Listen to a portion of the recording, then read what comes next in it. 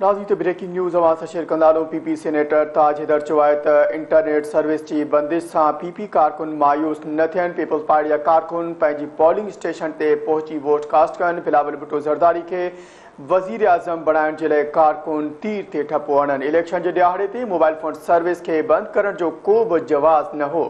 हिकु ॿीहर या ब्रेकिंग न्यूज़ नाज़रीन अवां सां शेयर कंदासूं। पीपी सेनेटर ताज हैदर चयो आहे त इंटरनेट सर्विस जी बंदिश सां पीपी कारकुन मायूस न थियनि। पीपल्स पार्टी जा कारकुन पंहिंजी पोलिंग स्टेशन ते पहुची वोट कास्ट कनि।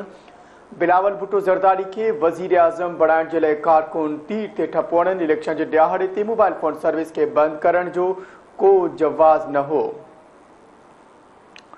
अहम ख़बर आहे अवां सां शेयर करे रहिया आहियूं। नाज़रीन या ब्रेकिंग न्यूज़ अवां सां हिकु ॿीहर शेयर कंदासूं। पीपी सेनेटर ताज हैदर चयो आहे त इंटरनेट सर्विस जी बंदिश सां पीपी कारकुन मायूस न थियनि। पीपल्स पार्टी जा कारकुन पंहिंजी पोलिंग स्टेशन ते पहुची वोट कास्ट कनि। बिलावल भुट्टो ज़रदारी खे वज़ीर आज़म बणाइण जे लाइ कारकुन तीर ते ठपो हणनि। इलेक्शन जे ॾियारे ते मोबाइल फ़ोन सर्विस खे बंदि करण जो को बि जवाज़ न हो।